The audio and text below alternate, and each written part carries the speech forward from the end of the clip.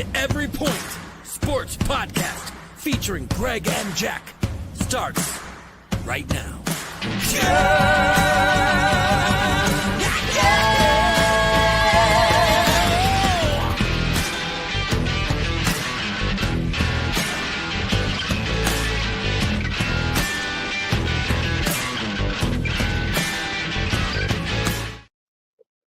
Oh, welcome in everybody to the Every Point Sports Podcast. I am Jack Stash. We've got the OldGamerGK Entertainment, Greg, with us. How are you feeling today, Greg? You know, as always, we are doing quite well.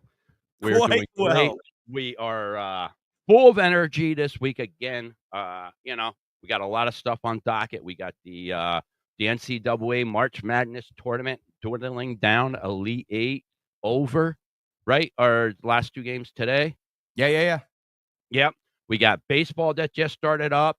Those of you guys that follow the podcast, Jack started up a fantasy baseball team. So that's why we're late coming on today, by the way, because we spent the last 20 minutes talking about fantasy baseball. So we are going to not just touch on that. We're going to talk about that a lot today. I'm super excited. Just another aspect of our podcast now. It's going to be baseball is going to be part of it.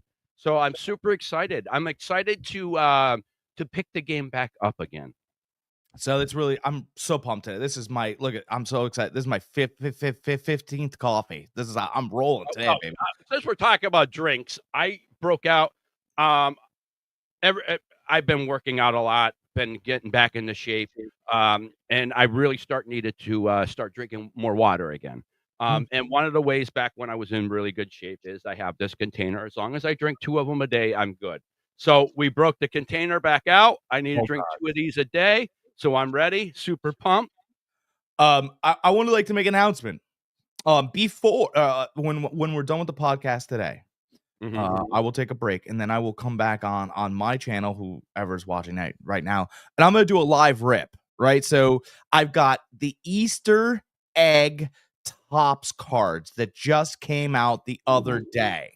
Now, I would like to show you, and they had a couple leftovers from Christmas, and I ripped this MLB Paul Skeens rookie card. Look at how it's got Santa in the background. There's a holographic to it. It's a really cool. It's a Paul Skeens rookie. So I ripped that last night. I also ripped a Lawrence Butler blue holographic rookie, Oakland Athletics, and a couple others as well. So when I come on here, I'm super pumped to rip some cards with you guys. And what brand are these cards? These are Topps. All right, just so we know, because there is we all know there's a bunch of different brands out there anymore. And Jack, since you're really getting into them, do you want to touch on that a little bit as far as what brands that you prefer, what brands you stay away from? Just so if somebody's watching you, and they're like, you know what, I kind of want to get into it.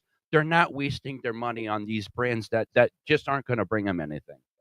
Okay, so yeah, I mean, I like so I started buying Topps Series 1. It's got Aaron Judge on the opening pack, and literature's great, right? You want to look at the pack and see what they could offer you. They don't guarantee anything, but you'd like to see that you get a couple rookies, a holographic, and possibly an autograph. They always say possibly. Oh, could you be the lucky one? It's your lottery ticket or whatever, right? Or a numbered card. I like Panini. I absolutely like Panini. I bought Stars and Rookies Panini. Those were good cards. Okay.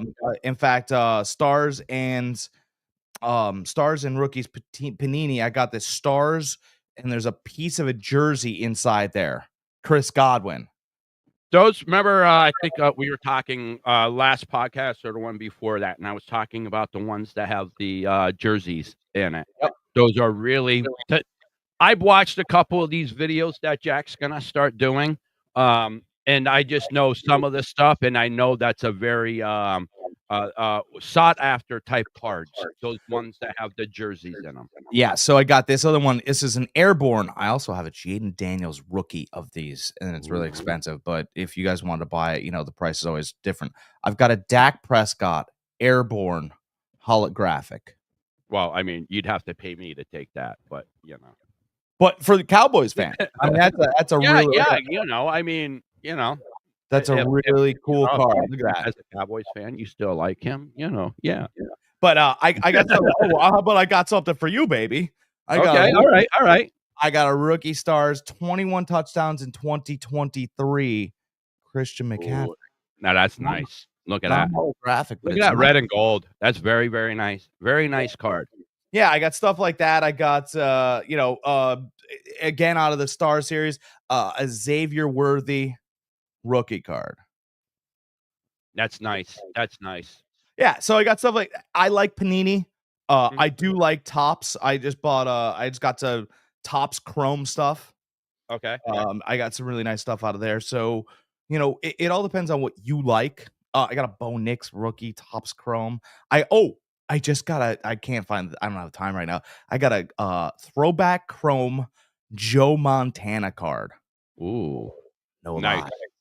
No The lie. only So card I have this one here. I have this and the Joe Montana. that's cool. I don't know what year it is. I don't want to pull them out, but yeah, those are the only two cards I have. They're always behind me. I happened upon that. I got a bunch of, I got Malik Neighbor rookies. Nice. I got a lot of stuff. So anyway, yeah, that I've just gotten into it. Really enjoying doing it. We're going to start selling on the Whatnot app, and we'll include all of you guys. So I'm really excited about that. Awesome. All right. We touched on that a little bit. Let's talk a little bit NCAA March Madness. We had some good games. One good game. That Bama Duke game was a blowout. Duke looked like the bet. I said this before off air, that when I watched that Duke Bama game, Duke looked like the best team. They looked unstoppable. They handled Alabama easily. Yeah. Until I seen that Florida game. And I understand Florida didn't handle them easily. But they showed me grit. They showed me gut. They showed me depth. And they showed me coaching too. Florida was pulling away a little bit at the end of that game. The last 50 seconds of that game is when they started pulling away. And the announcers made a really good observation that I didn't notice. The last 5 possessions of that game, Florida went big. They had one small guy on the floor, and then they had the rest big guy. They had their 3 biggest players out there on the floor, and they had them out there and I didn't realize it because they were getting killed on offensive rebounds the whole game. The second chance shots was ridiculous. Florida at one point had 5 points towards the end of the game, and if I remember correctly, for some reason 28 is sticking in my head. 28. It was like 25 or 28 second chance points Texas Tech had. So that right there, I think, was the coaching was the deciding factor. I think at the end of the game, doing that one move, he had that the coach had in his head. All right, they were killing a second chance shots the whole game. I'm going big. I know we haven't done it all year, but I'm going big. I'm keeping one small guy out there, and we're going to get these rebounds one way or another. And I just thought that was amazing coaching job by Florida. So they showed me not only the depth, not only that the versatility that they had, coaching that they had. They just played a very, very good game. They impressed me. Even though Duke might have blew out Alabama, a very good Alabama team, Florida, I think, just showed me more. Well, it's interesting you mentioned that, right? So we're happening upon racing season, right? Not NASCAR, horse racing, and how they determine the best horses is obviously speed, but can they also stock and close? Right? Can they stock and close? Can they get out and lead a whole race? And can they sprint out and fall back and then take over? That's a bunch of different ways to win a race. That determines how strong or how good your horse is. Confidence in leading, failing, and then doing both. Florida did all those things. Mm-hmm. Florida is a very strong horse. Florida was almost sitting on the sidelines, and there was a couple shots last night that coaches across the country went, no, don't take.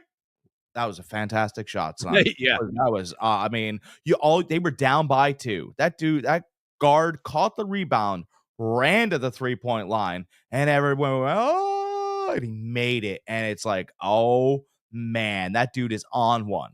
Because if he missed, he was in a lot of trouble. But he got hot at the right time. His name escapes me right now, but it's shots like that. You were either going in or leaving. And yeah, Florida's a tough. They're going to be a real tough out because Duke hasn't had that yet. Duke is leading. Duke is controlling Duke is having the perfect game right now.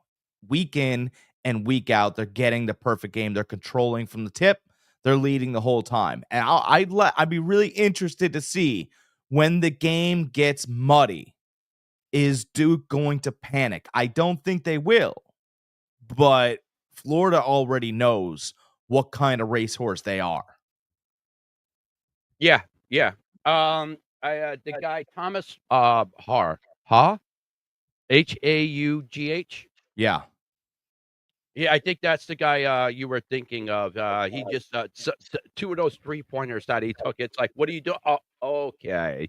I mean, he was sprinting right towards the 3-point line from the basket, and the guy was right on his tail, and he just turns and just fires that 3. It was towards the end of the game too. Yep. Yeah, Minute and 40. nailed it. You're like, what is he doing? Oh, okay. You know. Yeah. And you know what, man? Like when you got it like that, and nobody questioned him, nobody yelled, they were like, all right, this dude, he hit the one before. And I think, Elijah Martin he played well. He always plays tough, but he was a little off last night, and this kid just took over. And I mean, Clayton had a great game too. Clayton had a really good game at 30 points. But like you said, that Thomas Baugh, I don't really know how to pronounce his name. Spell it. What does it say? Butcher it here. Haugh. Yeah, it's Haugh. Just like I said, just down towards the end of those stretch, those I think it was 3-pointers he hit down at that stretch that just not put the game away, but it put them right back into it because they were down consistently. Every time they would cut that 9-point lead down to 7, down to 6. It just seemed like Texas Tech was just hitting another shot or a 3-pointer, or they get fouled down at the line. It was an uphill battle for a while for Florida to get back into the game. And if it wasn't for those at least 2 clutch threes that Haugh made, game over. So I live in Florida, as you guys know, or hopefully haven't paying attention. I was at a Florida bar last night, and when those 3-pointers hit, we were at least at 2 decibels. Going crazy because they were losing the whole game. Yeah. Like Tech gave it to them the whole game, down by 10. The air was starting to seep out of the balloon and just thunder. When that kid hit that third 3-pointer, everybody collectively went, no. They went absolutely bonkers. We went from crickets to thunderous crowds. I mean, hey, you do we had the crickets. We got the crickets in there though. We so could,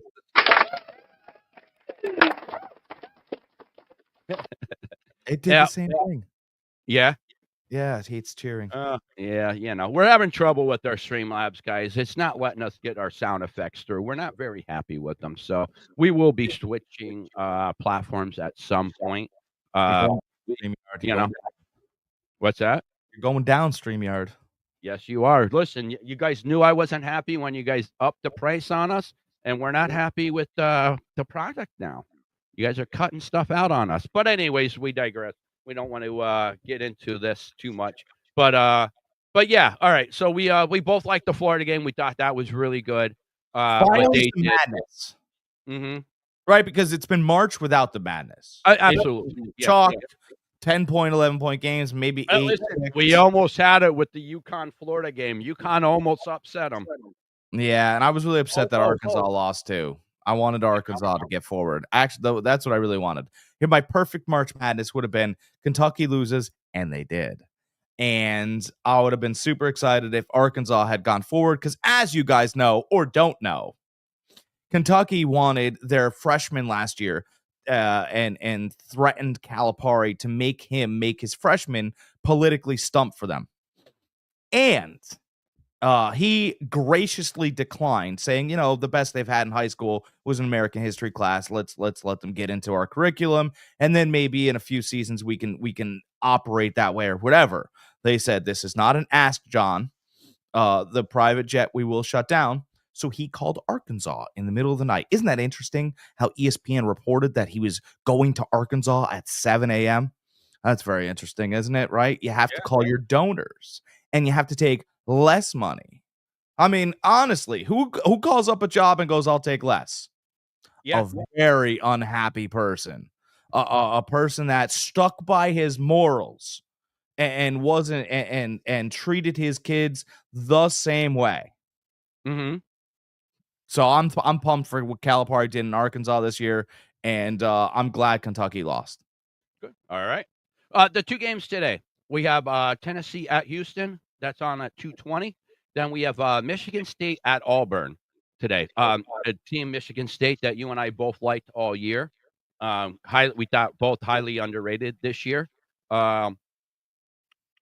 all know that Auburn's the big dog. They've been the big dog pretty much all season. Say Auburn gets by here. Do you think either Florida or Duke could challenge Auburn on this side of the bracket?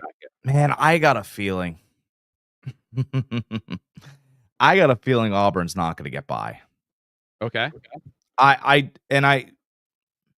Auburn hasn't played well in this tournament. They've won, but they haven't played well.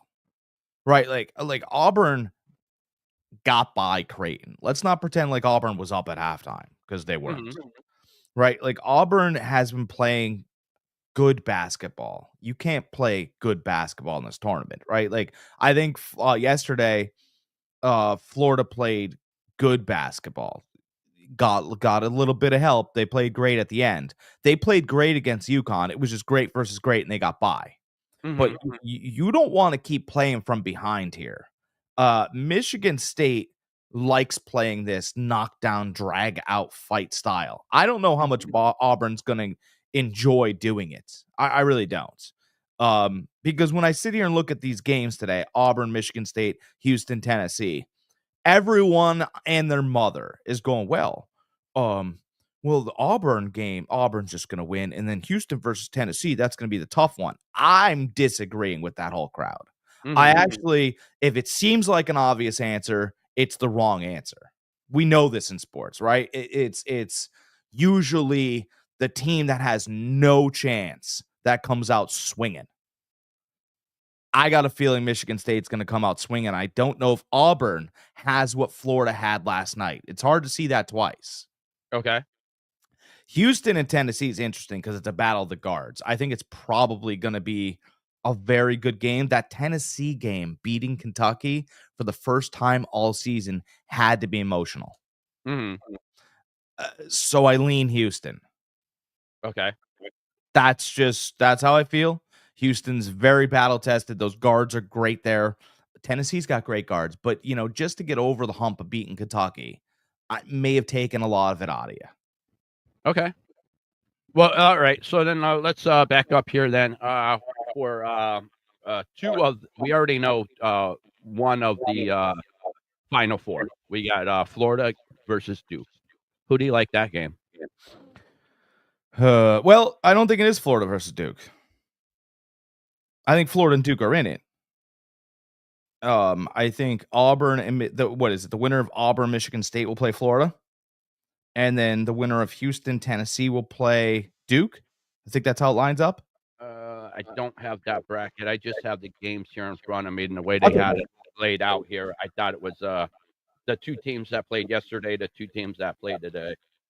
I think Florida's gonna. I think Florida will probably get to. Here's the way I think it's gonna set up. I actually believe Michigan State's gonna beat Auburn today. There you go. There you have it. And Michigan State's been ranked high all year, not given a lot of credit, like you said. Tom Izzo gets those boys ready to play, and I know Bruce Pearl does too. I actually had a great conversation with somebody this week about Bruce Pearl's not a great guy.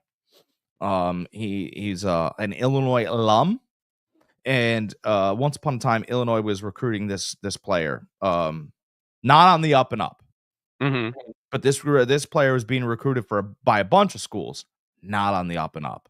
Came down to Auburn and Tennessee, or I'm sorry, Auburn and Illinois. That's who it came down to. Illinois won out, even though Bruce Pearl and Auburn shelled out all this money.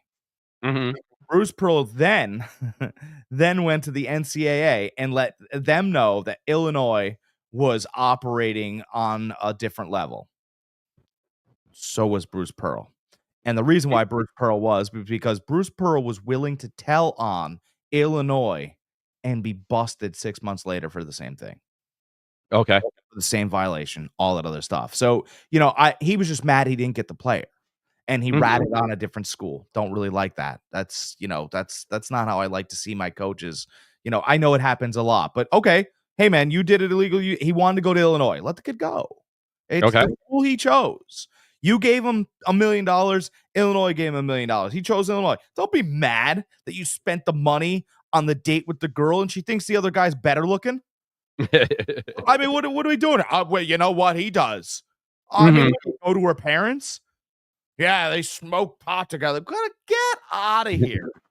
Get out of here. She's right. She likes him better. You're an uglier man. Go away. Hanging out with her parents. Oh, look at I'm here. Dad really likes me. Well, I can't stand that stuff. So anyway, I think everything aside, I think Michigan State wins today.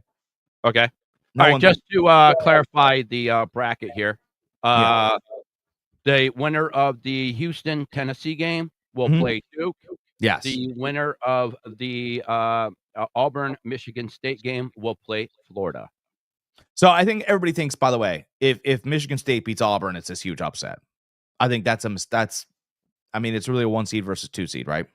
Yeah, I mean, it's not too far off. But they think the SEC is so far and above. I think you're going to get maybe one SEC team in it.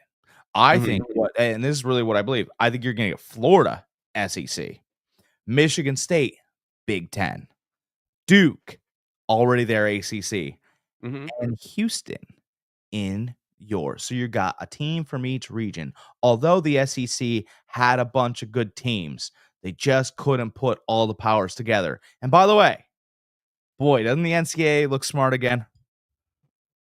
Don't they look smart again by having a team in from every conference in the Final Four?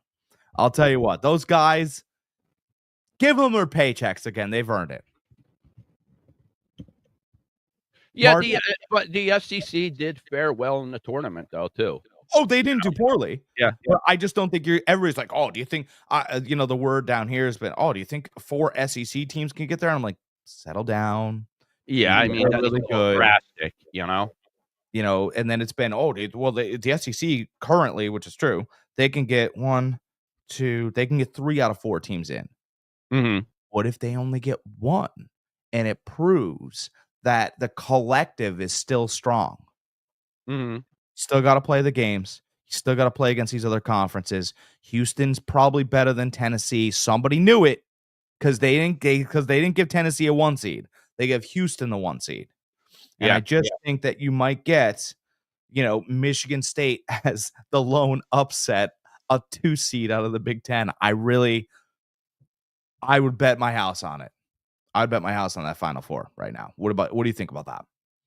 I mean, I could very well see Auburn getting upset by Michigan State. I really could. I don't know as far as betting my house on it. Auburn has been pretty much the consistent number 1 team in college football. College basketball throughout the whole year. There might have been a week, maybe a week and a half total where they weren't in there. I don't even think it was a whole week where they weren't number one. So I mean, I do want my name on that, though. I would write my name on. I think it's gonna be Michigan State. Charles Barkley moans on TV. I can't believe Burf Pearl. Oh, yeah, I know Charles is fun, but he'll bitch a little bit. So I think it'll be Michigan State, Florida, Duke, and Houston. You get one team from every conference. I would put my name on that. And by the way, I'm not the only one that wants that. The NCAA probably wants that. Oh, I'm sure they do want it because it's going to show parity in all their conferences. I want Michigan State to win just as much as the next person. I just hate Auburn that much, even in college basketball. But pretty much what I could see happening, I could see Michigan State winning, and I could see Tennessee winning.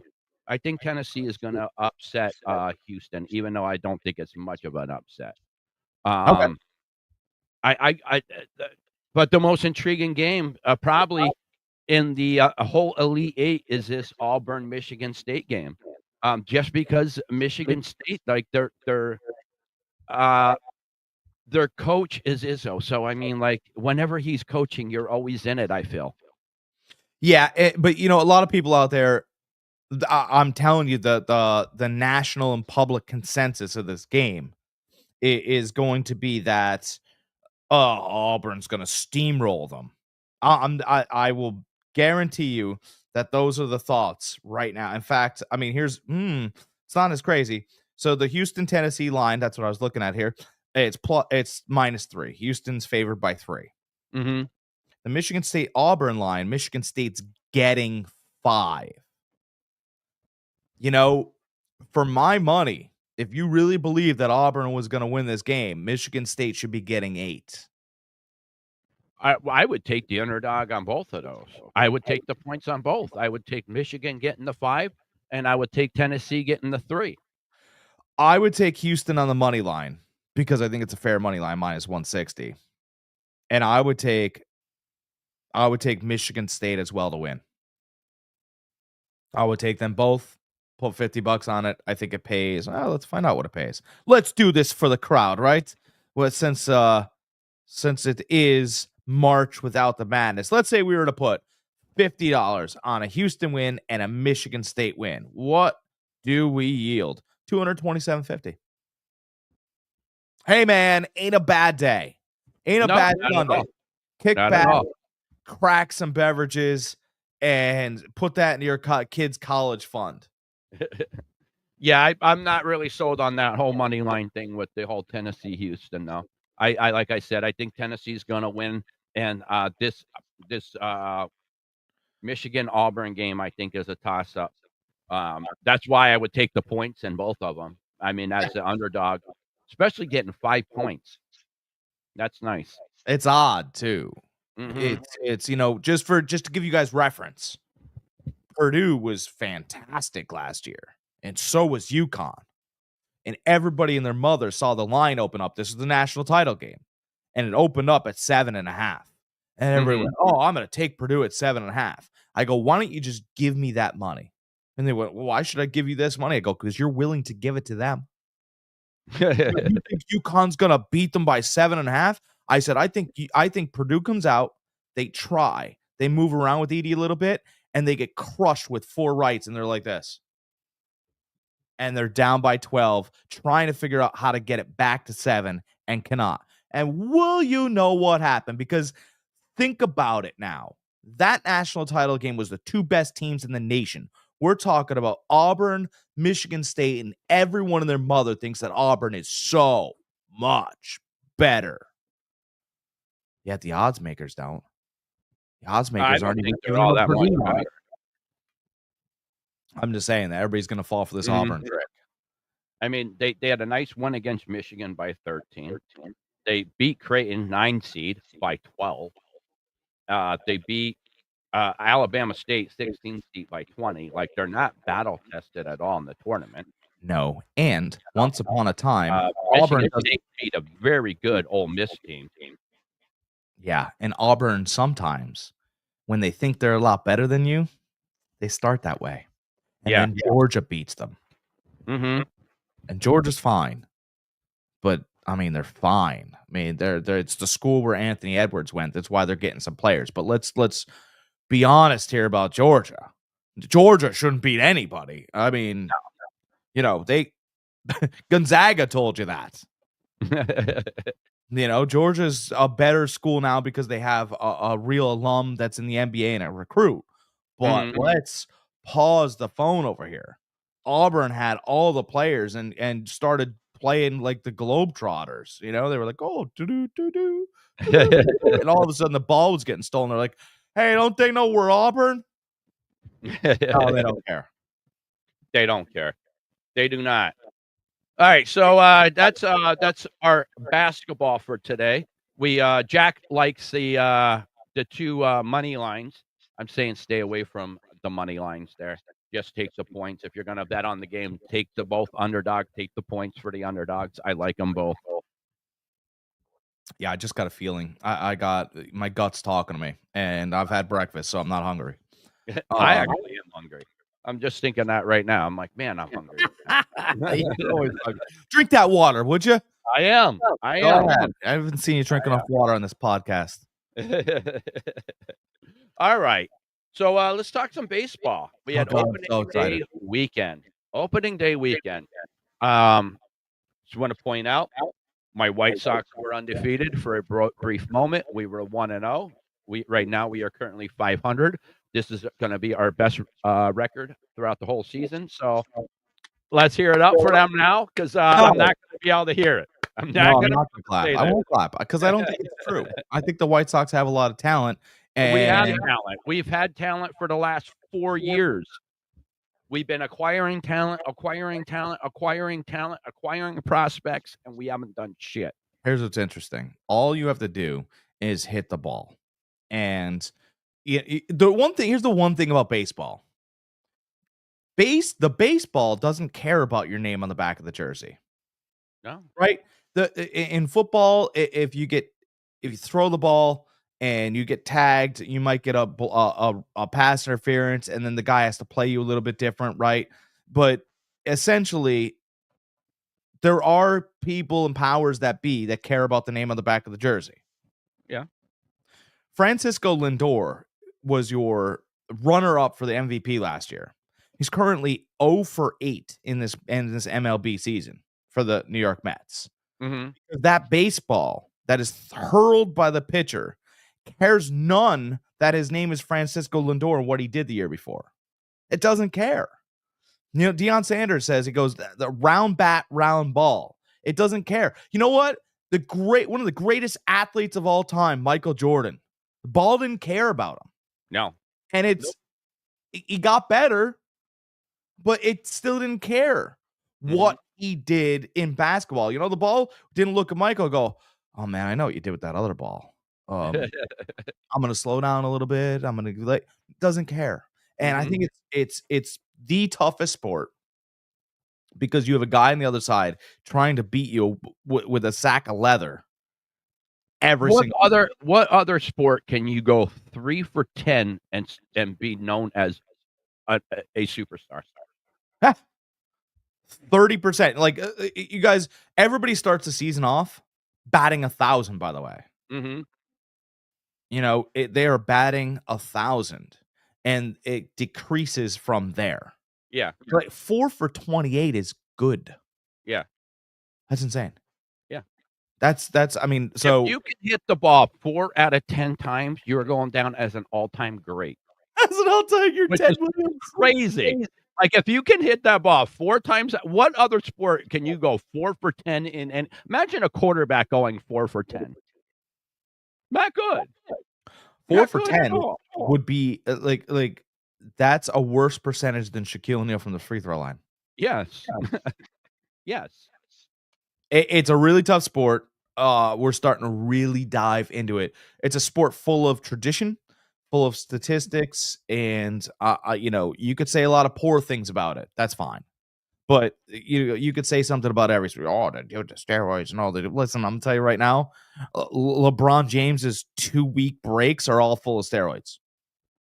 And I hate to tell you, if you are if you do like to watch baseball or you have liked to watch baseball, 4 years ago, you would have went back to that steroid era in a moment because Yeah, how exciting it was. Baseball yeah. was boring 4 years ago.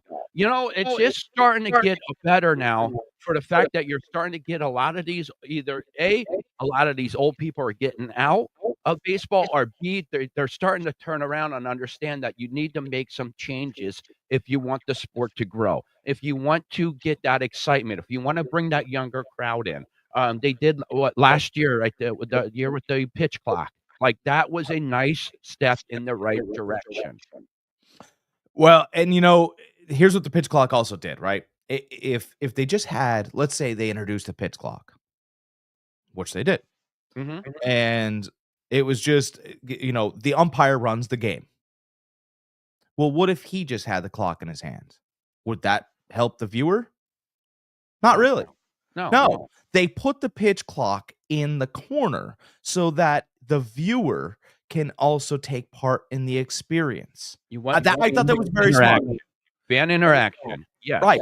It's like when you don't have the pitch count up on the screen. It's like, you want what's the pitch count? Why can't you put that up there?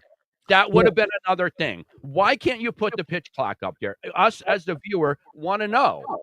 Nobody likes the NIL, right?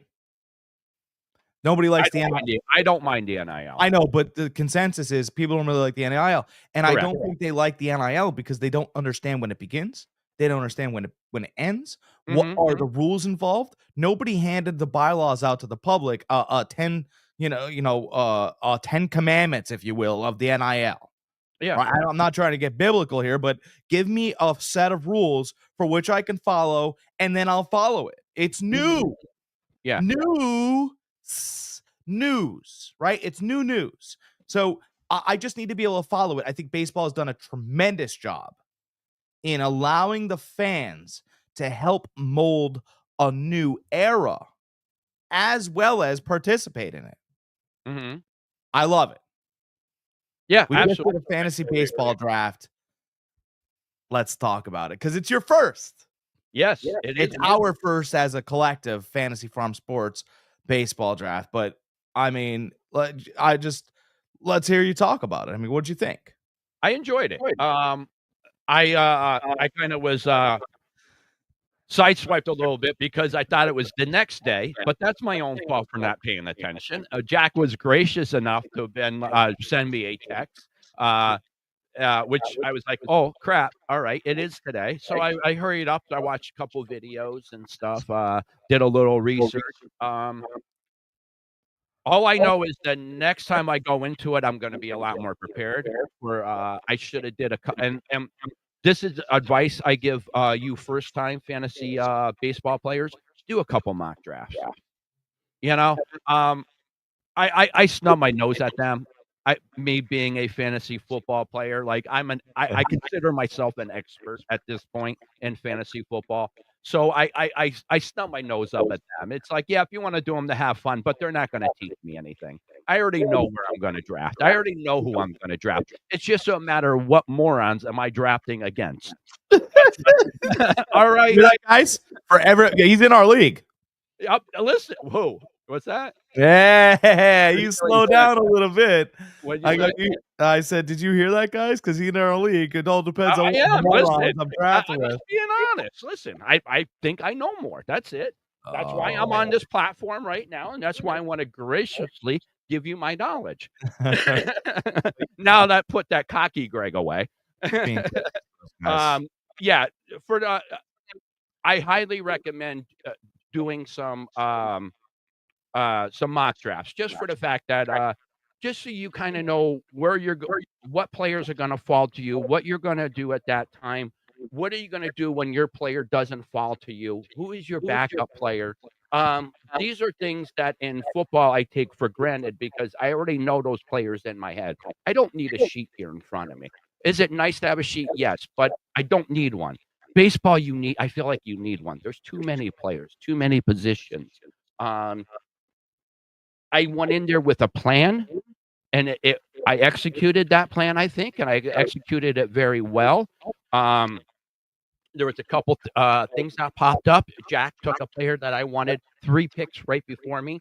Thought I would. I thought I was going to scramble. Luckily, I had a backup plan. I didn't scramble. I knew the 2 players I was targeting that particular round. I got one of them. So I just be prepared. As far as that, the rest of it goes, I enjoyed it. I had fun. It was a lot of fun. It wasn't this long drawn out process like I thought it was going to be. I've been in football drafts that lasted longer, you know? So no, I it's something I really enjoyed. For opening day of baseball, I've never been more excited. I told you I was at the gym. I was working out. Usually, when I'm working out, I'm locked in. I barely see somebody out of my peripherals to ask me if I'm using this bench or not. That's how locked in I am. I found myself in between every set just staring up at the TV. Not necessarily I think it was the Yankees game they had on. Not necessarily to watch the Yankees, but watching the bottom line. I want to see how my players are doing. Like, it's no longer, oh, my White Sox suck, I'm not paying attention anymore. It's that Greg is no longer around. This Greg is like this, like looking. So yes, I really, really am super excited. It's another aspect to help me enjoy the sport. I started enjoying it a little bit more last year with the changes that they made. I wanted to give it more of an opportunity this year. Do I give it a fair shake? I don't think I do, but now I will, because I have that extra investment into the game, and it's exciting. Yeah, you know, and I just kind of I didn't know, you know, I was like, no one's gonna want to do this, and I was like, well, whatever, $25 a guy, let's see what happens. And you know, you raised your hand. Mike Williams was like, hey, hold on, my good friend from up in Pennsylvania, he raised his hand. I got a friend down here, Stratton Oakmont. He wanted to get involved in it, so I was I was like, oh, everybody wants to kind of play. And what, we're playing for a quarter, you know? Yeah, $25. It's fun, it's entertaining. I'm so glad I got Aaron Judge after the day he had yesterday with the 3rd pick. Yeah, I mean, since we're talking a little bit about our draft, Our picks, let me bring our draft recap out. Yeah, I'm telling you what, and what I do is I did it with my buddy the other day. He came over. He brought he was gracious enough to bring over some opening day cigars. They were Cubans, by the way. Ooh. Yeah, I've got good company. My buddy Christian, he came over, brought over some Cubans, and we watched them work in our yard. No, we smoked the Cubans. We smoked the Cubans while we watched the whole game, and he's like, hey, what inning are we in? We were smoking Churchills, and that's the size of the cigar. And we're in the 8th inning, and the cigar lasts the whole time. So if you ever want to watch a game, there you go. Buy yourself a cigar, and it'll last you, a big, long cigar, and it'll last you the whole game. There you go. You don't have to watch it. We brought the draft recap out. Oh, this is great. Yeah, reminiscing. All right, yes. I had the first pick in the draft. I told you to take Babe Ruth, first of all. I want to go on the record. Yes. I told him no. I countered with Frank Thomas. You know, he wasn't on the list, though, so I couldn't take Frank Thomas. I didn't understand. I had the first pick in the draft. How could he not be up there? But he wasn't up there. Didn't understand. How could he not be there? That was a weird draft. So I had to settle on Ohtani. Now, everybody's Jack had a very valid point with 2 other players, Aaron Judge and Wyatt. Bobby Witt. Yeah, Witt, that's it. Witt. To make a case to be the first pick. To me, it was either between Ohtani or Judge. And the only reason why I went with Ohtani is because Judge, every year that he plays, at some point in the season, he misses 2 to 3 weeks. It just happens. He goes on the DL. He gets hurt. It's just, and I didn't want my number 1 pick to be out that long. If he would miss a stint, a couple games here or there throughout the year, I think I would have picked him. But just for that stint that he is out for at least 2 weeks, that 2-week stretch. I don't want my first pick player being out that long. So that's why I stayed away from him. Everybody's like, well, Otani, he could be out. He was out for half of this year, the 1 year, wasn't he? Yeah, true. Yeah. But he has less of an injury history than Judge. By the way, we both committed a cardinal sin, if you will. We both committed a cardinal sin with our first picks because you never draft players that played the most in their sport the year before. And I don't know if you guys remember, the Dodgers and Yankees played in the World Series. So, I mean, we took Dodgers and Yankees with our first picks. But let's say you went Otani, Soto, Judge, like they did in our draft. That's how it went down. Soto also played for the Yankees last year. He has switched to the Mets. And so that's how the cookie did crumble. So if you liked, this is my point, if you liked Bobby Witt, you could have taken Bobby Witt. Yeah, I mean, for the guy that at number 4, I think he got a steal. I mean, Soto was probably going to go 4 or 5 anyways. But for him to go at 2 and for Witt to drop down to 4, I think that guy got a steal at number 4. That's if I was him, Upper Deckies 3 is his team name. I mean, he had to have been doing cartwheels.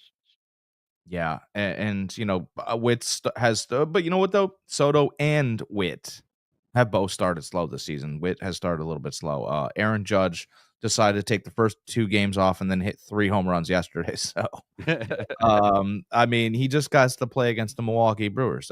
That'll be fine. We just don't have to get teams. Yeah, and it all depends on pitchers went early. I knew pitchers. Like I just knew, I knew Hunter Green was supposed to break out last year. He did okay. He was one of my pitchers I took for the Reds. I'm a big believer in Terry Francona as a manager. Will put his players in the best opportunity going forward. I took Dela Cruz in the 4th round. I thought that was an absolute steal. Oh yeah, absolutely. I wanted to point out, everybody will see on here that I took Acuna Jr. in the 4th round. It was either take him there or take him, I mean, with my next pick, which would have been 5th. I mean, most drafts he was going round 5 or 6. If I would have waited at any point after my last pick in the 4th round or my first pick in the 5th round, I wouldn't have gotten him.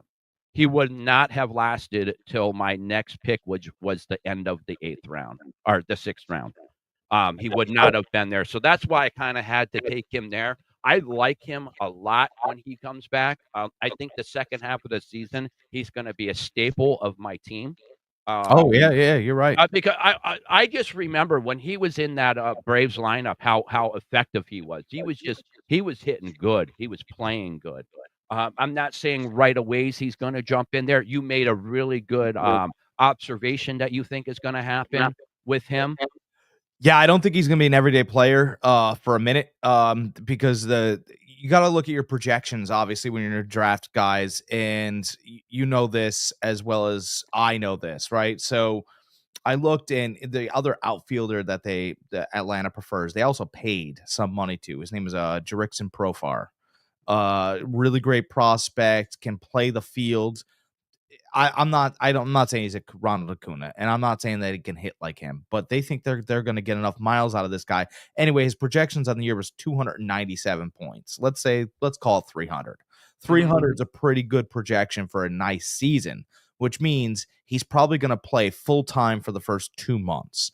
And then him and Ronald are going to take on different roles. Him playing 2 days, maybe Ronald playing 1, or as far as weeks go, depending on road trip. They don't want that. They don't want that injury to rear its ugly head for Acuna again. So they want to bring him along slowly and probably only play him a certain amount of innings is what they're going to look at this year. So I think that, although, yes, great draft pick, you might want to also take a look and maybe see if Profar is just laying around. Yeah, no, absolutely. And when I was drafting, I also thought about that too. I did. when I knew I was going to start with fantasy baseball, I knew I didn't know a lot about it. So I did watch a couple videos on how to draft. A Okay. big thing they were talking about is after you're done with, like, you're gonna have your player, 1 or 2 players that you're gonna want. But they said outfield, draft outfield, because as soon as Yes. the outfield is done, like, you got your top players, there's a dramatic drop off from them. So that kinda was my thinking when I was drafting. I know I grabbed a great outfielder with Akuta when he comes back, but I know he's not coming back right away. So I thought I grabbed a couple really good outfielders out there, and then actually what I did do with my last pick in the draft is and everybody White Sox players were so far down on the board that I was able to grab a really good outfielder with Roberts Jr., Yeah. who might not be on the White Sox for a whole year. You trade him to a contender, his stats are gonna go up dramatically. So he is another guy that I drafted from the outfield knowing that Acuta's not gonna be there. Yeah, and the White Sox morale is so bad. I mean, there's no Yeah. I'll take 3 Mhm. seconds to search for a better word, but it was just bad. And last year, Luis just kind of he'd go for 2 for 3 or 1 for 5. It really didn't matter once they got to a certain point. But if they're at least competitive, and they look like they will be, Mhm. and by competitive, right? I don't mean you gotta win 80 games, but if you can win, 67 to 70 games, you did something, right? Yeah. I think they won 40 last year. It was pathetic. But It was horrible. yeah, Horrible. but it's okay because that's the thing is that's last year. Again, we talk about the names on the back of the jerseys the ball doesn't care about, right? So in the NBA, when you go to the hoop and you have James on the back of your jersey, you're probably going to get more calls over a rookie. Mhm. You've also earned your keep a little bit, but you're going to get calls over a rookie. If you throw up, like, again, Julio Rodriguez, I like Julio Rodriguez as a Mariner, but he had one man on, bottom of the ninth, 2 outs. The first pitch that was thrown to him from Miller from the Athletics last night was a slider that I think he thought he was going to get a fastball. Because Miller's got 101 fastball. Thought he was going to get a fastball. The ball came straight for a second and started sliding and almost bounced before it got to the plate. Didn't matter. Rodriguez was swinging. Mhm. That umpire, the bat, the ball, did not care about the name on the back of the jersey. No. Strike one. Now, at that moment, Miller not only leads the count, but you guessed wrong pitch one. You're in a lot of trouble, baby, because I got 101 miles in this arm, and you don't know whether I'm going to throw another slider or I'm going to throw something else. You have no idea. You think a fastball is coming. You're done. Mhm. You're guessing. The name on your jersey does not count. He struck out 3 pitches. Yep. Bang, gone. Game over. And again, Julio Rodriguez, very good player, great player. When he gets streaky, he's awesome. But that's what's interesting, right? Because you're talking about guys that you drafted. It's like, you shouldn't have drafted that guy. It's like, wait, why? Yeah. What do you know? Mhm. I've got Lawrence Butler, who's supposed to be this. He had a great year for the Athletics last year. But I also another outfielder I drafted for the Athletics, JJ Bleday, Mhm. hasn't panned out quite the way they've wanted him to. But 2 years ago, he was the 4th pick in Major League Draft. Let's say it's a breakout year.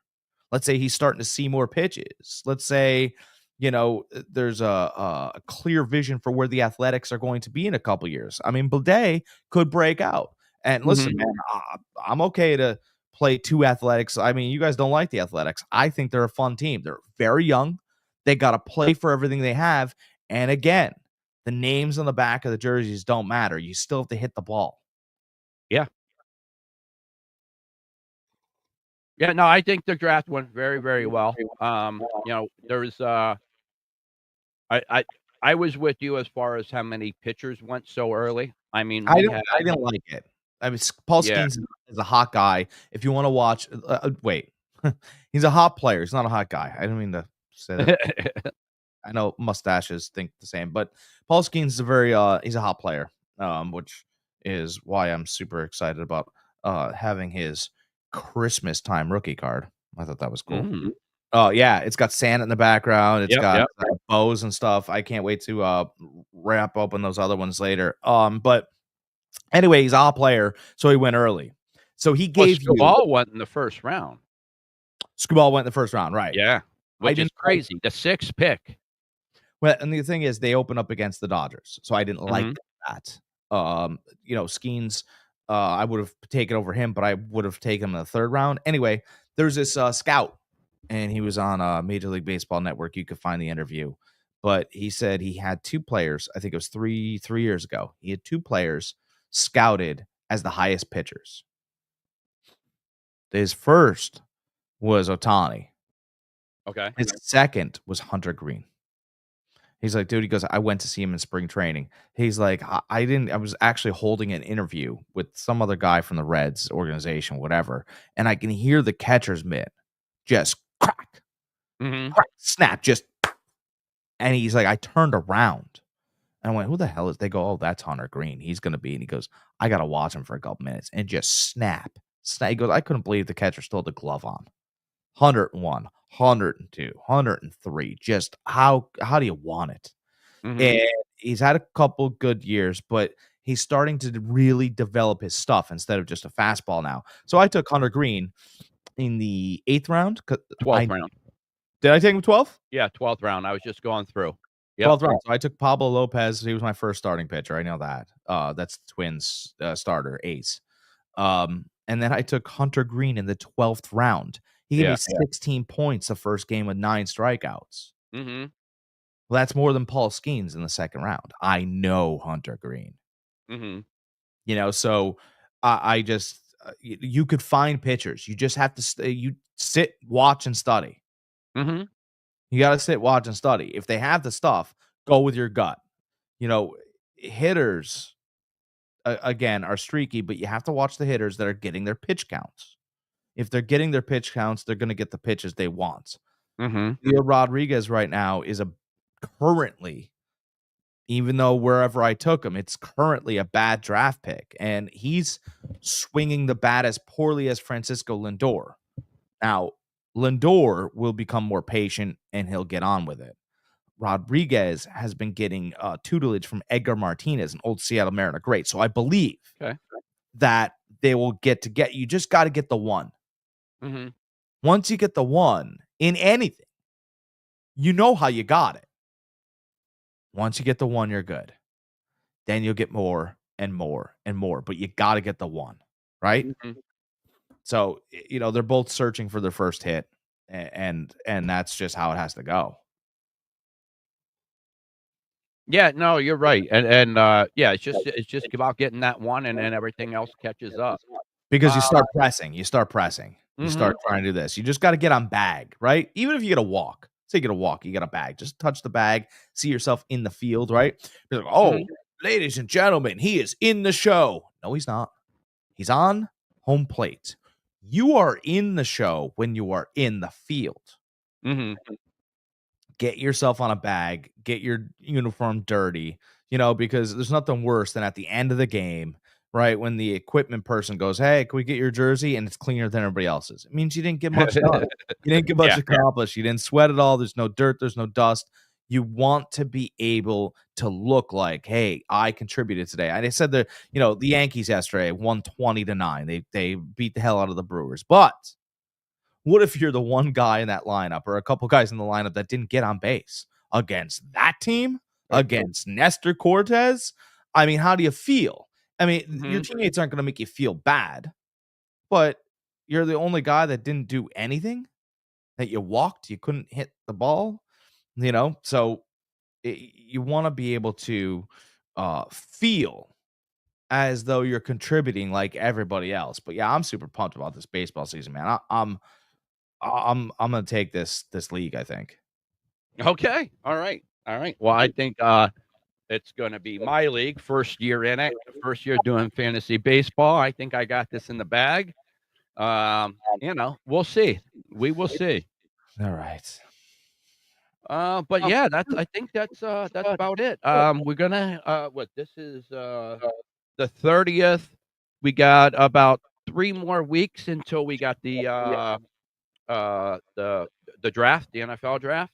Yeah. So that's right around the corner. We'll have more coverage of that as it gets closer. Really nothing to talk about right now. Everything right now that I'm hearing is everything Shedeur Sanders, Shedeur Sanders. So nobody knows where he's going to go. They don't know if he's going to be on if he's going to be drafted in the top 3, or if he's going to be, if he doesn't get drafted there, being dropped out of the top 10. So we'll see about that. But yeah, that everything's been kind of quiet. Yeah, I mean, again, if whoever wants to make, like, I expect, if I was Tennessee, I'd go forward with Will Levis. That's just what I would do. I'd go forward. Yeah, it looks like Cam Ward though is going to be the pick there. That's a terrible mistake. From everything I'm hearing, it's going to be Cam Ward there. But Shedeur Sanders is the story right now. Nobody knows where he's going to go to Tennessee and sit his whole career. He's not going to be Will Levis out in camp. Who? Cam Ward. We'll see. I don't know. Jesus, that's a huge mistake. But that's Tennessee for you. Yeah, but Tennessee hasn't been the best ran organization, so the reason why everybody wants out when they go there. And then the Browns will draft some offensive lineman. I don't know who they're going to protect, but they'll draft an offensive lineman or something. No, they'll probably the Browns will probably take Abdul Carter because they have a relationship with Penn State players ever since Courtney Brown, right? They draft Penn State players. Okay. So they'll probably take Abdul Carter because nobody in their right mind will sign a contract in Cleveland. And then it all begins at pick 3. And, are the Giants going to care about what Brian Dable thinks? No, not at all. And I think Tennessee's thinking about taking Cam Ward because they know if not, the Giants will. And yeah, but they signed 2 veteran quarterbacks. They signed Russell Wilson and Jameis Winston. Yeah, but they're going to bring in you're already spending not a lot on that position, but enough. Yeah, but they're going to, they could cut them. They're 1-year deals. Yeah, but I don't see him. I don't see him cutting either one of those players. No. They're not going to. They're going to play those guys. Away. Whoever they bring in as quarterback is going to learn behind those guys. Mm-hmm. That's that, right? Mm-hmm. Like they don't think Russ is going to go a whole year. I think Russ probably has 5-6 games in him, to be quite honest. And then Jameis Winston will play the rest of the year, and then this cat will learn behind them, and then take the job in half a year or whatever, right? I personally don't think they should have signed Wilson to begin with. I think they should have gave Jameis a fair shot. Yeah, I wouldn't mind seeing him paired up with Neighbors. You could do that. The one thing about Jameis Winston though is if he doesn't throw interceptions, which will make Brian Dable lose the rest of his hair, he will sometimes get his receivers hit. Yeah, but he's still he's a gunslinger. Oh yeah, it gives you the most opportunity. Yeah, and I don't think Russell Wilson's going to make it through the whole year. They gave him no contract really. Yeah. So I think New York's clearly going quarterback. I think everybody thinks that it's going to be Cam Ward, and if Cam Ward leaves and goes to Tennessee, that'll be their big mistake.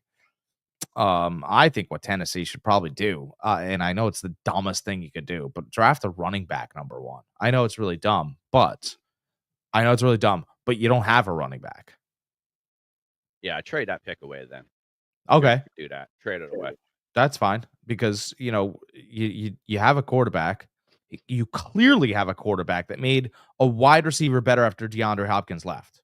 Yeah, but it's a quarterback that the organization isn't sold on. They don't like him. Well, I know, but we've already talked about how bad the organization is. So you're going to make a mistake at quarterback. You're going to bring in Cam Ward. You think that's going to go well? Cam Ward's not a good quarterback. Oh, but his numbers. All right, well, wait until he gets to the second level. You guys will be calling me in 10 minutes going, this Cam Ward sucks. And I go, yeah, I know. But you know what? You have to buy his jersey now because you were the idiot that wanted him. You should not want Cam Ward. Shedeur Sanders is the cream of this quarterback class. It's so clear. Yeah, like teams just don't want to draft him because his last name is Sanders. Just because his dad's last name is Sanders. That's why they don't want to draft him. That's the dumbest reason to not want to draft a quarterback. It's the dumbest reason. But he does hold on to the ball quite long. A lot of those sacks you could put on him. So I have seen that out there. He's by far the most accurate quarterback that has come out of college football in recent memories. 74% completion percentage. Ridiculous. I like Sador. I do. I don't think Cam Ward is as bad as you're coming off as. I think he is going to have a career in NFL. I don't think he's going to be a superstar or anything, but I think he's definitely going to have a career in NFL. He has tools. He is a bit flat-footed, but you could work on that. You could that very easily could be worked on with footing. Yeah, you would need a gun and to shoot at his feet every day. No, Alex Smith. He worked on it throughout his whole career. Every offseason, he had to work on it. That was his big thing. And I know a lot of people like Jackson Dart. Jackson Dart, to me, is a real project. Jackson Dart, if you watch his combine, he sets his planter foot and then takes a tiny little step after with it and then throws. That's a twitch. That's a tick. That's a but there's and that's a reason why he isn't going to be drafted in the high first round. And I do believe because he does have deficiencies. But I when it's all said and done, I think he might end up being the best quarterback in this draft. I think that arm strength is a little bit less than he'd like it to be. I mean, listen, man, I shouldn't hear you grunt like a tennis player when you're trying to get it out there 50 yards. That's me. That's how I sound. Mm-hmm. So if I was as tall as Jackson Dart, I would have the same arm. That scares me. Like, I could throw a ball 50 yards, but I sound like Jackson Dart. And that concerns me a little bit. And that little half twitch with the foot, he takes an extra step, and you're like, why'd you do that? Did you need to? Did you need a wider base? Your feet aren't set properly? I'm going to tell you, brother, you're going to be carted off the field if you don't have a perfect line. And again, it can be corrected, but I don't like drafting a broken toy. Yeah, a lot of these you're nitpicking, and that's when it comes down to the draft process. You have to nitpick. But a lot of these deficiencies, when it comes to your feet, that's something that could be very easily corrected with just hard work. It's like Mark Sanchez. I liked Mark Sanchez as knowing where the ball went. The thing with Mark Sanchez that I didn't love is that he didn't believe in himself. He would take a split. He would know where the guy was going, and he would take a split second, just a split, and then he would throw it. I'm like, that's going to be a problem. And yes, it's nitpicking, but yes, it did cause him problems. And I'm more concerned in something like that than I would be in somebody's footwork. Well, the footwork is it's the same. See, my thought process is what Sanchez was doing by holding it that extra just a half a hair, and the cornerback knew, and he would run there, and sometimes he'd pick the ball off. Sometimes Sanchez would get away with it, but he always got away with that at USC. And my whole point is that with Jackson Dart, that extra why do you pick up that foot? Why? You don't need to. Do you not believe that you have enough arm strength to get it out there? Or do you need an extra little bit for the hip twist? What is it? Or was that something that was coached into you when you were young, and it's just a bad habit? A lot of this stuff is bad habits by bad coaches that coach these players throughout the years. That's what a lot of these habits are, and a lot of these habits can be corrected. Now, what can't be corrected? How fast can you read that defense? Can you anticipate where that wide receiver is going to be? Do you have that arm strength? Listen, you could develop a little bit of arm strength for the NFL, but if you don't have arm strength, you don't have arm strength.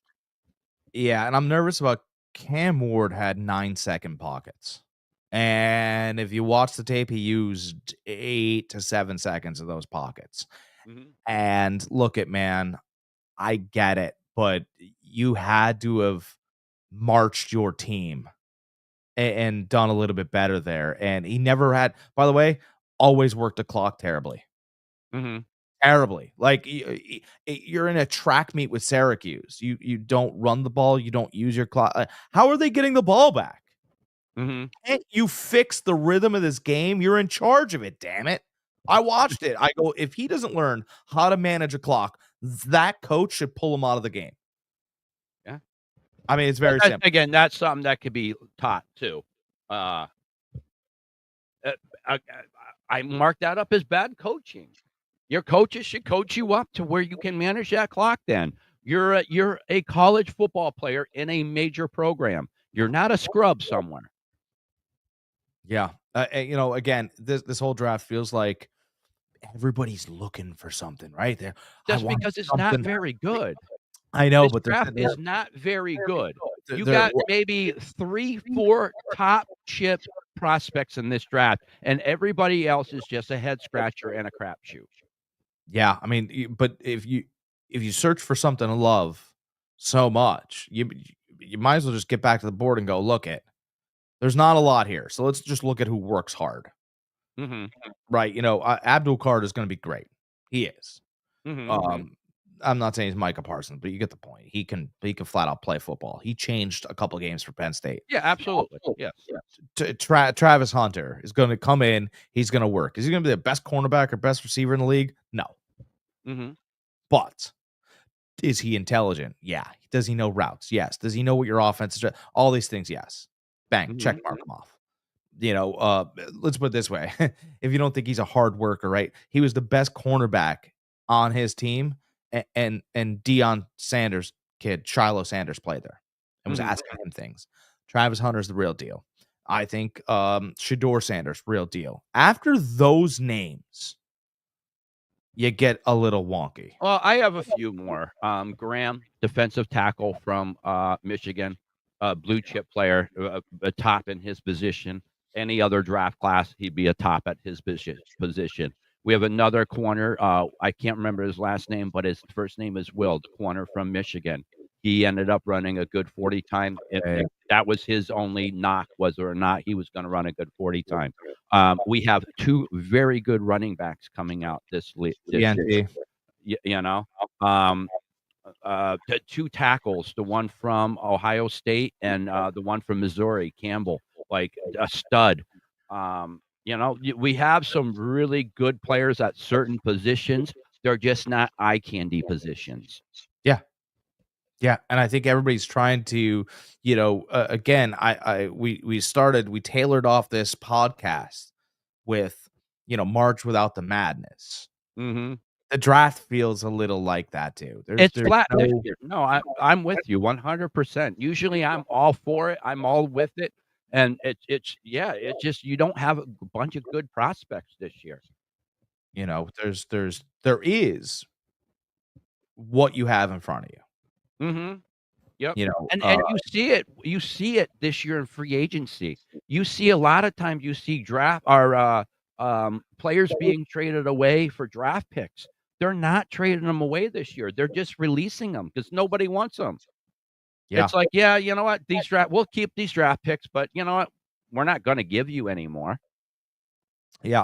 Like I said, there are teams that I like the direction that they're moving. Again, I whether or not there's 2 teams I would like to see Sanders go to. I would like to see him go to either the Giants, because now you get Sanders and Neighbors eventually. And Yeah, I just don't see that happening. I don't see the Giants taking him, well, that's because they're idiots. you know? So for everybody in the New York Giants organization, just so you know, my name is Jack Neary. I go by Jack Stash. I think you're a bunch of morons. And But it's I was okay. with you. I think they were gonna take him. Actually, I don't think they ever were gonna take him, but I think we all thought they were gonna take him. But now that they signed the 2 quarterbacks that they signed, I don't think there's a chance in hell that they take No, that. it's fine. I just want to let the Giants organization know that they're a pack of morons. No, I I agree with you, don't care. 100%. I don't care what part of life you've been successful in. You've made so many mistakes that you are now the least valuable franchise in New York, and the Jets are there. Yeah. Like, even the Jets have figured out that if you were going to be a train wreck, be interesting. You Yeah. guys can't even figure out how to do that. Mhm. So you should draft Sanders and put him with Neighbors, because then at least you're interesting in your division. Otherwise, And then you got a quarterback wide receiver combo that can grow together. right. Yes. Yeah, that's one thing that I don't think we talk a lot about, and, um, that's something that I think the Niners are doing a good job as far as if they do resign Brock Purdy, is they're trying to bring in people more towards his age. which Yeah. is why they shipped a Debo away. You know why? Which is why they drafted Pearsall last year in the first round. You know, they don't want a 30-year-old wide receiver and a 23-year-old quarterback. They just don't want. They want to be able to. They want them to grow together. Right. So you're looking at, you're looking at, think about it like basketball. Think about it like Michael Jordan and Scottie Pippen, Mhm. right? Think about it like a duo, right? Let's while we're talking about duos, before we get off, this needs to be talked about, right? Once upon a time, there was a draft that included Sam Darnold, Baker Mayfield, and Josh Allen. Mhm. And out of every single one of those prospects, the most NFL ready was Baker Mayfield. Just Mhm. watch. And, Sam Darnold went to the Jets. We saw how that went. Had Josh Allen gone to the Jets or Browns, he would have looked a lot like Sam Darnold. He got Mhm. Brian Dable as an offensive coordinator, and everybody that offseason went, I can't believe the Bills gave up all that for Stephon Diggs. What a bunch of idiots. They don't even know if that rookie quarterback's going to be good next year. And, he's been a problem in Minnesota. And all of a sudden, 5 games in the season, you went, oh, man. Mhm. Diggs and Allen, this is exciting. I can't believe they took a shot. Hey, guys, we're relevant. Hey, Josh Allen, he's really good, isn't he? But all these things. Let's make no mistake. Stephon Diggs made Josh Allen good. He gave him the In the confidence. beginning. But he gave him the confidence to be an NFL quarterback. Mhm. Otherwise, Josh Allen could have ended up like Sam Darnold.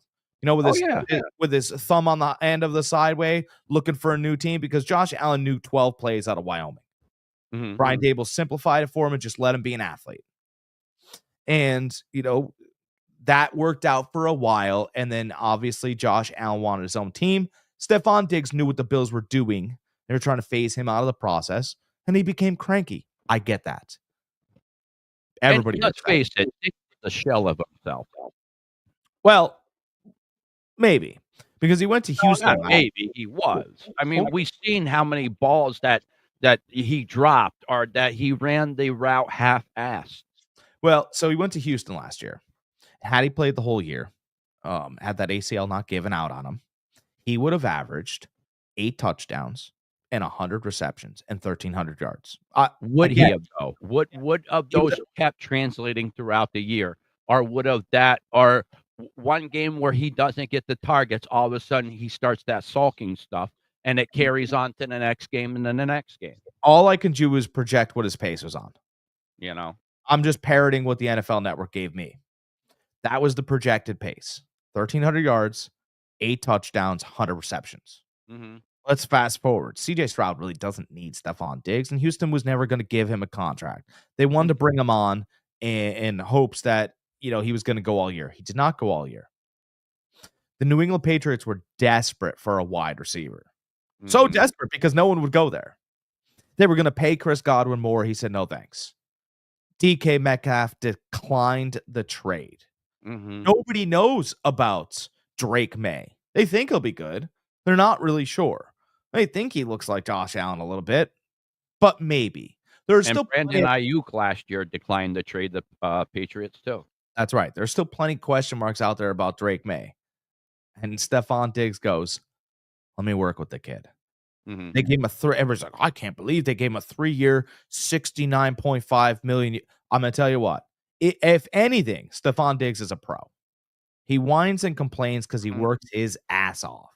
And I'll tell you, everywhere he's gone, they go, we get it. Listen, Kobe Bryant wasn't easy to deal with. And I don't believe Stephon Diggs either. But Stephon Diggs is back. They say he's 100% from that ACL. And he knows what his speeds are. He knows what his paces are. If Drake May is any Josh Allen, New England's going to find out real quick. Because Stephon Diggs is going to have another good year. And for fantasy circles, you're going to be able to steal him in probably the 5th or 6th round. I just want to, it just needs to be put out there ahead of time as real information. And Stephon Diggs is just one of those guys that doesn't like being disrespected. And it could look like this year could look like a light, not heavy. It could look like a light Antonio Brown year. Mm-hmm. It could look 1,100. It could look 10 touchdowns. It could look 102 receptions. But Drake May continues progressing. That's what I think happens. Okay. All right. Well, you heard it from Jack first. $69 million is nothing, and they guaranteed him money. So Vrabel sat him down in a room and went, look, I know what you are. Mm-hmm. You know what I am. The rumors about each of us are true. And as long as both of the rumors are true, this is what I want. Mm-hmm. I want absolute effort. I want you to develop that kid. He's a good kid, Stefan. I want you to take him under your wing like you did with Josh. I understand what was going on in Buffalo. And when we get to that point, it'll probably be 3 years down the road. Can you do, because listen, this is the conversation we're going to have once. Mm-hmm. That's it. You're not in the beginning here, kid. You got a real contract. Help my kid. Yeah, and they had to overpay for him. Yeah. They had to. Nobody wanted to go there. Oh, yeah. So I get that. But him being there, like, like once he starts walking around and he knows he's the guy, because you get paid like the guy, you are the guy. You start walking around and Vrabel's asking for certain things. I'm telling you, I would not put it past Stephon Diggs to have 1.5 more years where you're like, oh man, these are years that get you into the Hall of Fame. They are. He's not a Hall of Famer. I didn't say that. No, I didn't say he's a Hall of Famer. I know, but you said these are the years. These are the years that could get you in the Hall of Fame. Like, he's got an absolute playoff highlight that nobody else has. He's got a Franco Harris highlight. And Steelers fans, let's not pretend like without that play, Franco Harris was a Hall of Famer. He wasn't. A lot of those players, except for defense, none of those offensive players on those Pittsburgh Steelers were Hall of Fame. They're in. But look at their numbers. Their numbers are dismal. I know. They won 4 Super Bowls, but their numbers are dismal. Now, you want to talk defense, are okay, we'll talk defense. Yeah, a lot of those players deserve to be in the Hall of Fame. But I don't think even Terry, as much as I love Terry Bradshaw, the personality, the TV Terry, he doesn't belong in the Hall of Fame. But receivers get over a certain number threshold, and they're going in. They can't just, receivers are different than quarterbacks. Let's not do that. But let's not pretend like Franco Harris is Emmitt Smith, because that's what everybody. No.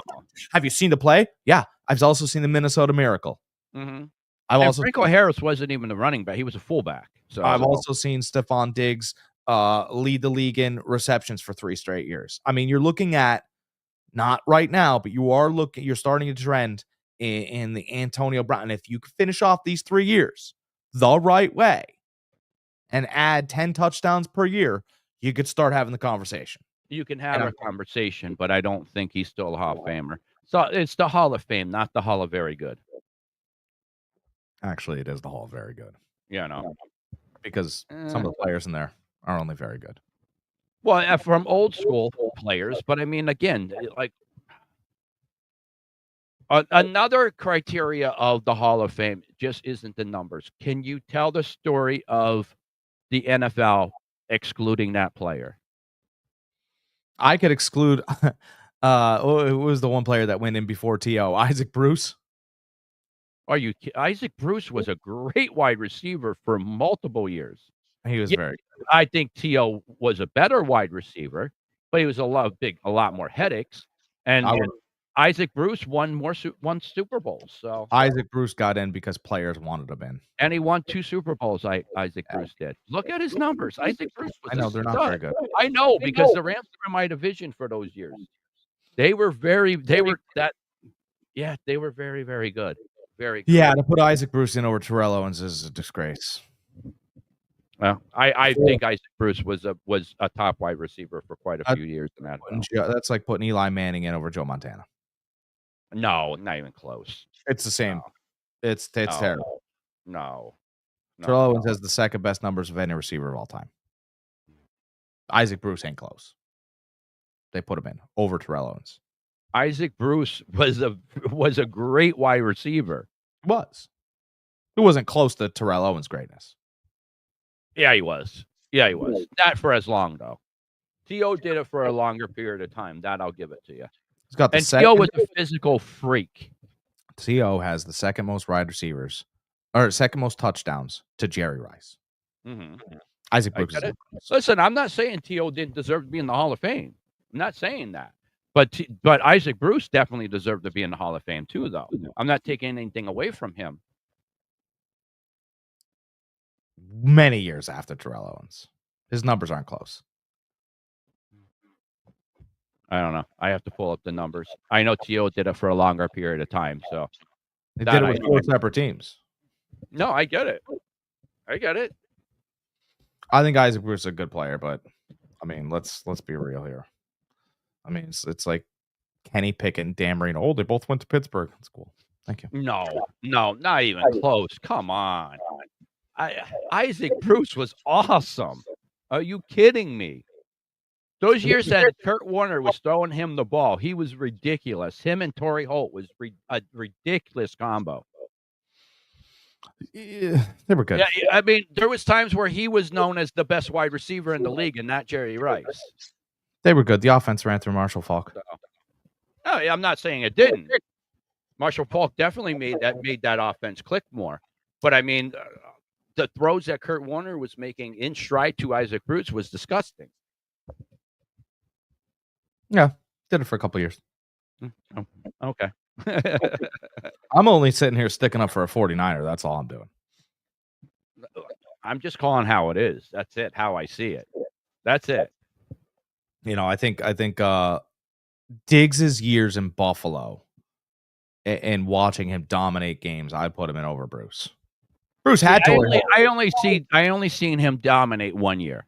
That's all I seen him. He dominated 1 year for Buffalo.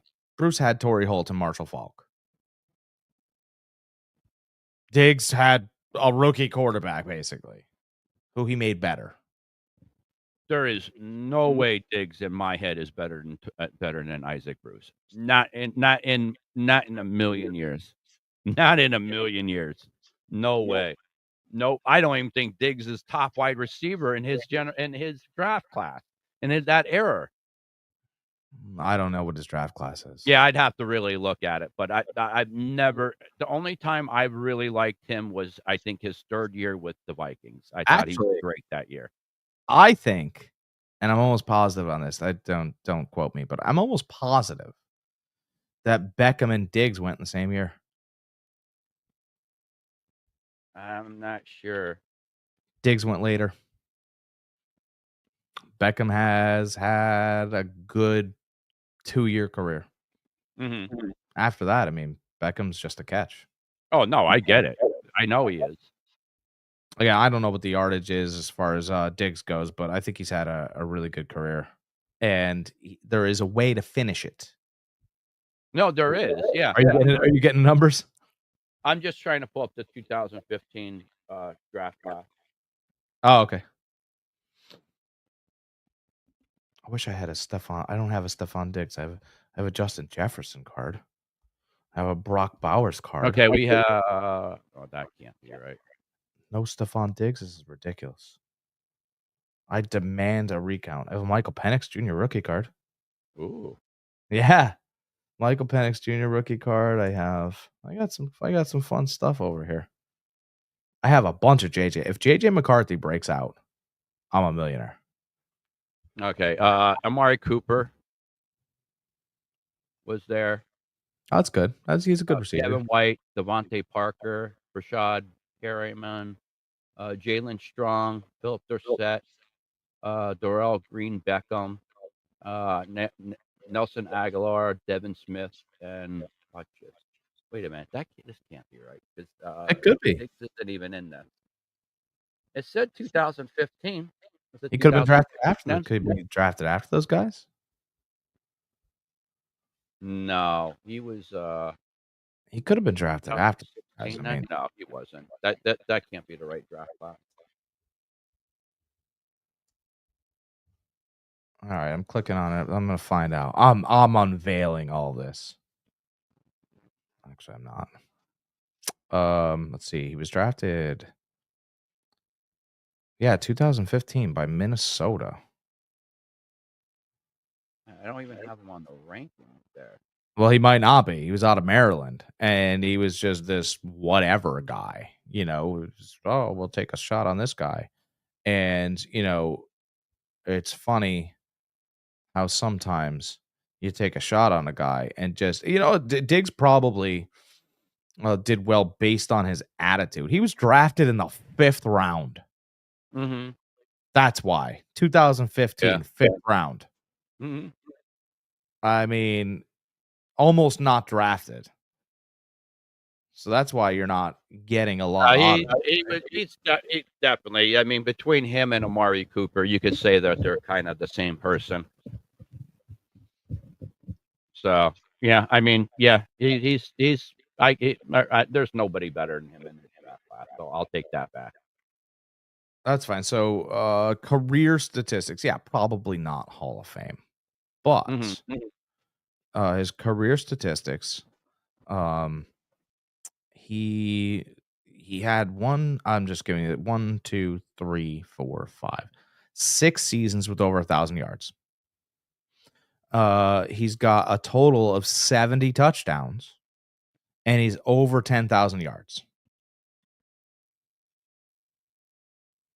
I mean, I'm not saying that's Hall of Fame, but I'm saying you get that touchdown mark to about, let's say, I mean, he can get 100 touchdowns. He right? could. Okay. But if you get 100 touchdowns, you start and 13,000 yards, maybe gets to 14,000. You start having an argument.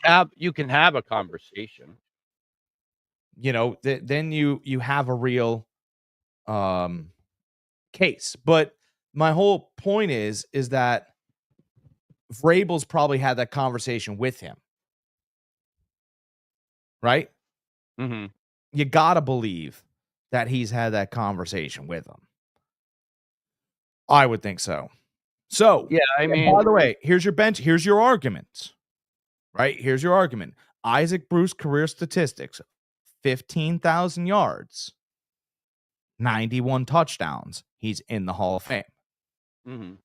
But he has how many? He has 2 Super Bowls too, though. I get it. I understand that he's. Does he have 2? No, he's got 1. Yeah. No, he has 2. 1 Super Bowl, 4 Pro. They won one with what's his name, and then one with Martz. I'm just on Pro Football Reference. I'm looking at 1 Super Bowl champ. I could be wrong. I could have swore he had 2. I thought he had one with what the hell is his name?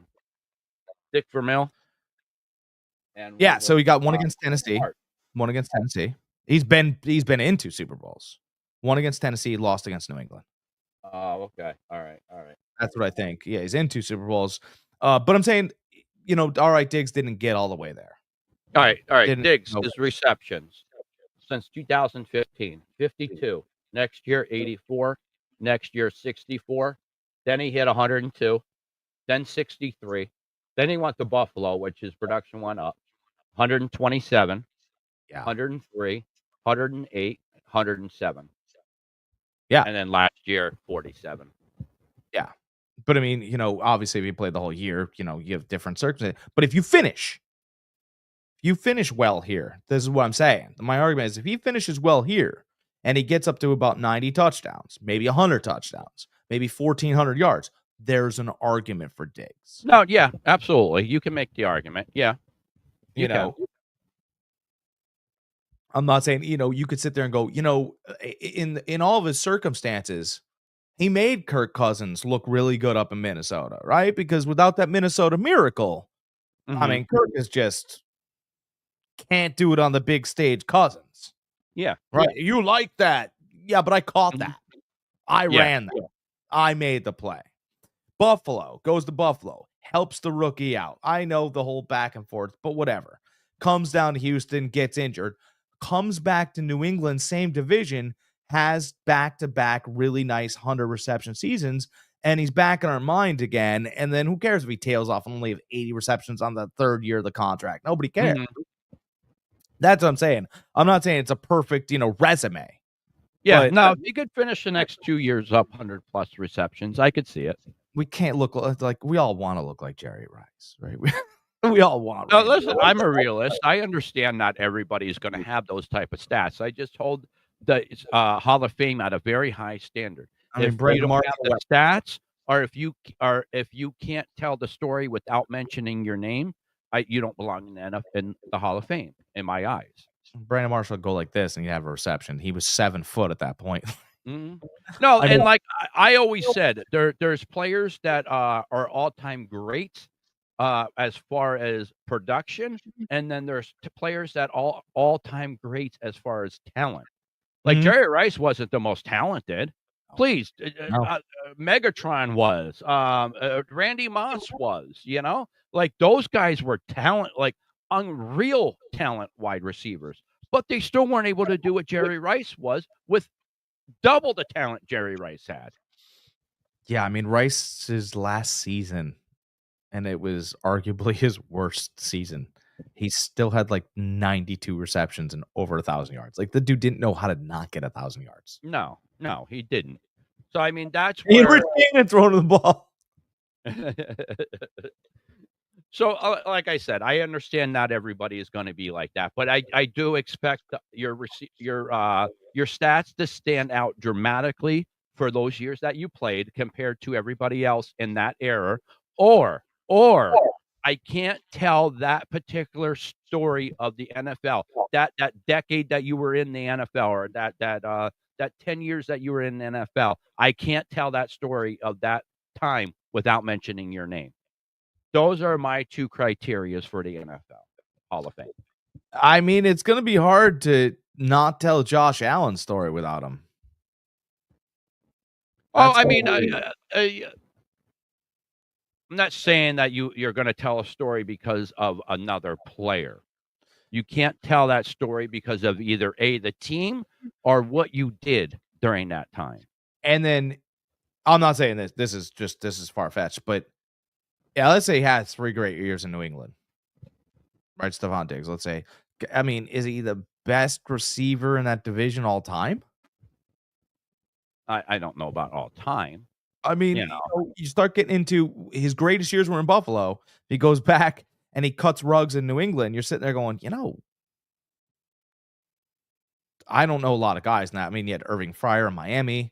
You had Randy Moss spent a moment of time there. Maybe Julian Edelman. I mean, the timing, right? Maybe Julian Edelman, you can argue, had a fantastic in that whole division. But I'm saying, out of the collective division, you're sitting there going, there are ways to build this argument. Is all I'm saying. I think all time for me, it would probably just off the top of my head would be Irvin Fryer. One, the time that he played in. He played with an all-time, with probably one of the greatest throwing quarterbacks of all time. Like, and before he did this, when the game was played in a different way. Yeah, Irvin Fryer and Marino did this. That's why Marino, to me, you have to, every conversation, you have to put him in the conversation of being one of the best ever. I understand he doesn't have the Super Bowls. I understand Joe has the Super Bowls. But when you're talking about just a pure throwing quarterback, like Dan Marino did it before everybody else was doing it. My list goes like this. My list goes 1, Brady, 2, Montana. And my argument for Montana is not the San Francisco years. My argument for Montana is the Kansas City years. Because he went out of his comfort zone.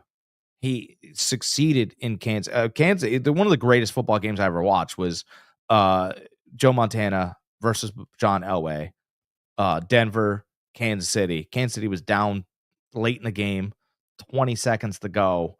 And you're like, well, the game's over. Well, no, Joe drove him down and got a touchdown in 20 seconds. Like, but he needed Bill Wall. Did he? Did he need Billy? No, he didn't. He outgrew Bill Walsh. He outgrew San Francisco. And that really, to me, showed, I mean, Dan Marino was in Miami the whole time. Yeah. That's not a knock. He was in Miami the whole time until, Nothing wrong with that. Nothing wrong with that. Skills diminished, whatever. He retired. But I do think it's a little interesting that Tom and Joe both went other places and went, hold my beer. Well, Yeah. hold my power shake. I mean, whatever the hell those guys drink. Joe Montana's not a big Back beer. then, it could have been beer. So It could have been, but Joe Montana's 2 rings and he moved on and was successful. Brady obviously did both those things at a higher level. I mean, it's just, the numbers are the numbers. And then I've got Marino 3. And it's just 4,500 yards and 88. Like, yeah. What? Guys today going Dan Marino would throw for 8,000 yards. I don't even know that's true. That is an absurd number. But it could be right. It could be right. And those guys that are saying that are like Patrick Mahomes' teammates. They're like, oh, Dan Marino. Okay. Well, that's because the game is tailored to that anymore. Yeah, it is. And those guys, those same guys, they're going, Jordan would get 55 and Jordan would get 55. Jordan might get 55. Actually, Jordan might average 55. Are you kidding me? He would average 55. But my whole point is like, you got to understand that guy was driven by competition, not boredom. No. When he was bored, he had to make up stuff. Remember, he went up against. He was fine. He had stuff to do when he was bored. He loved his golf. He loved his gambling, smoking the cigars. Yeah, but he played against this rookie the one day, and he's I guess Michael Jordan said something. He goes, "What'd you say about me?" And the guy's like, "Mike, I ain't saying nothing. I think you're the greatest." And he goes, "Nah, man." He goes, "I read what you said in the papers. He goes, "You're getting it tonight." And the guy's like, "I thought he was crazy." He goes, "I actually thought Michael Jordan had lost his damn mind." And he goes, "I had to play against him for 4 quarters. The man's gone crazy." He goes, "He dropped 48 on me. And at the end of the game, he looked at me and he goes, sometimes I just got to motivate myself about things." He goes, "Mike, I said I didn't say anything about you." He goes, he goes, "I can't get up for a rookie." He goes, "You're a rookie." He goes, "So I had to make something up." Like, he's half nuts. And could he have done that every night? Because this era doesn't give a shit. Yeah. Yeah, no. And that's the thing now, this era. There is no that competitiveness, I feel like, isn't there. I feel like everybody's buddy anymore. They're one of the best NBA games I've seen it was 10 years ago now. But somebody was messing with Kelly Oubre off of picks, and they were chipping at him. They were giving him elbows pretty good. Kelly Oubre plays for the Sixers now. Kelly Oubre is not a dude to play with. Not that guy. But anyway, it was the Washington Wizards. He was on that team. He was drafted by them. Him and John Wall when John Wall was still a player. Anyway, this dude elbows him, and I was out DJing at the time. I was playing a song, and I watched Kelly Oubre get knocked down. He gets up. The referee blows the whistle. Whistle's not going to stop me. He walked right over to the guy, and the referees couldn't believe it, and he left hooked him in the face. I mean, bang, knocked him right to the ground. And I went, "Ooh, bench is clear, all this other stuff." And the poor referee is sitting there with the whistle in his mouth going like, "Hey, I blew the whistle." It's supposed to be happening. I mean, Greg, he decked him because he had enough. He told the ref a couple times. The guy, he's just blowing the whistle. And Kelly Oubre smoked this dude in his Jordans down to the ground. Again, coaches couldn't do anything. And he's like, "No, man, that's what you get." And I was like, he was obviously ejected, but I was like, "Oh, this is war. I'm in on this." Right? I started paying attention to the game now I'm watching the whole series. It was an opening series, like Pacers, Wizards, whatever, but it was an opening series, and now you knew the tone was set. You are not going to stick an elbow in my rib cage ever again, because guess what? His whistle matters to him, not me. That was great. All right. Well, I think that's about it for this week. Yeah, we hammered out all the details. Yes, we did. Another week in the books. Mustache is fluffy today. I got Lorax. Yeah. All right. Guys, we'll see you back here next week. Same time, same channel, bigger takes. That's right. Be excellent, guys.